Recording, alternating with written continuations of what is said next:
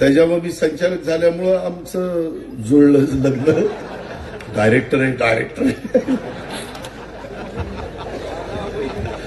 अरे तेच सांगतोय ना, मी डायरेक्टर झाल्यामुळं त्यांनी आम्हाला स्वीकारलं नाही. कोण स्वीकारलं? ज्या आहे ही कोण आहे? काय अविनाश चुकलं का काय? माझं स्वप्न होतं छत्रपती कारखान्याचं चेअरमन व्हायचं स्वप्न होतं.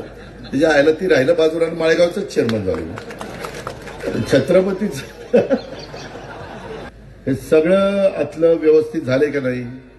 अरे होय का नाही? अरे तुम्हाला काय माहिती, कंदरीकरांना विचारलं. बाळासाहेब तुम्ही माझ्या मागं बसला, काल सांगताय का नाही? तिथल्या रस्त्याला जरा मला जागा द्या, जरा कॉर्नरला जागा जरा पाहिजे मला. कुठली भिंत पण करायची, काळजी करू नको. तू फक्त माझ्या बरोबर राहा, गाव माझ्या बरोबर ठेव, मी सगळे करतो, काळजी करू नको. माझं स्वप्न होतं छत्रपती कारखान्याचं चेअरमन व्हायचं स्वप्न होतं. त्याच्या आयला ती राहिलं बाजूला आणि माळेगावचं चेअरमन झालं. छत्रपतीचं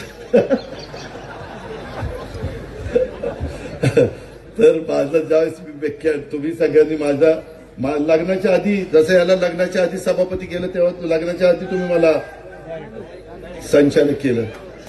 त्याच्यामुळे मी संचालक झाल्यामुळं आमचं जुळलं लग्न. डायरेक्टर आहे. अरे तेच सांगतोय ना, मी डायरेक्टर झाल्यामुळं त्यांनी आम्हाला स्वीकारलं नाही. कोण स्वीकारलं? ज्या आहे ही कोण आहे? ज्या जाऊ द्या. तर ह्या पद्धत होय बाबा, होय. मी रोज सकाळ संध्याकाळ अविनाश गोखलेंचा सल्ला घेतोय. त्याच्यामुळे काय अविनाश चुकलं का काय? माझं चुकलं तर मी दुरुस्त करील. अविनाश काळजी करू नको. चुकलं तर मला सांग. गमतीचा भाग जाऊ द्या. परंतु मित्रांनो, सगळं हे आपल्या बापदाद्यांनी उभं केलेलं, शेंबेकरांनी, इतर मान्यवरांनी, जाधवरावांनी किंवा जाचक परिवारांनी, तिकडं काकडे परिवारांनी, हे सगळं वैभव आहे. हे तो काळ त्यांचा होता. आताचा काळ हे जे पदाधिकारी त्यांचा आहे. आणि सगळ्यांनी मिळून पुढेही आणखीन कुणाचा असेल, कोणी ना कोणी तर करणारच ना, ते काय थांबणार आहे का? तसं आपण जिरायत भाग, बागायती भाग कुठंही अडचण येता कामा नये, अशी माझी सगळ्या माझ्या जीवाभावाच्या सहकाऱ्यांना विनंती आहे. हलक्या कानाचं राहू नका, कुणाची गंमत बिम्मत करायच्या भानगडीमध्ये पडू नका.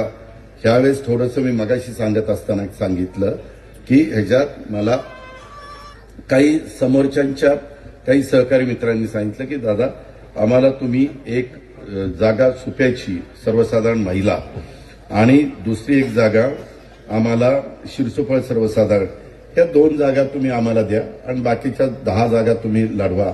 12 जागा आहेत आणि जिल्हा परिषदेच्या 7च्या 7 जागा तुम्ही त्या 6 मागे 7 होत्या, माळेगावमुळे 6 झाल्या. 6च्या 6 जागा तुम्ही त्या ठिकाणी लढवा आणि त्या पद्धतीनं आपण एकमेकाला सहकार्य करू. मी मगाशीच सांगितलं, एकमेकाचा आकस ठेवून एकमेकाचा विरोध करून ह्याच्यातनं आपल्याला काही साध्य करता येत नाही. काही लोकांची नाराजी आहे, मला माहिती आहे.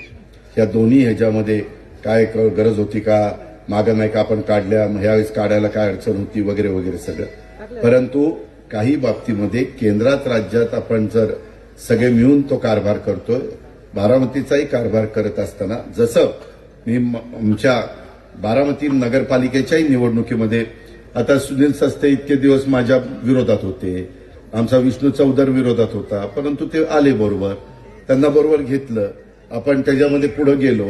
माळेगावला पण मी म्हणलं नको वाद घालायला, तो प्रमोद तावरे, नुनू, मला वाटतं जयदीप तावरे, असं काही लोकांना बरोबर घेतलं.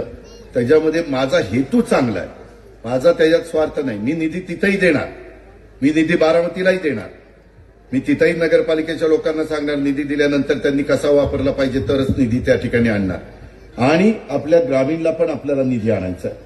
आता या सगळ्यांच्याकडनं आपल्याला चांगली कामं करून घ्यायची. तुम्ही ज्यावेळेस माझ्याकडनं अपेक्षा करता की दादा हे काम झालं पाहिजे, मी काम करून देईन.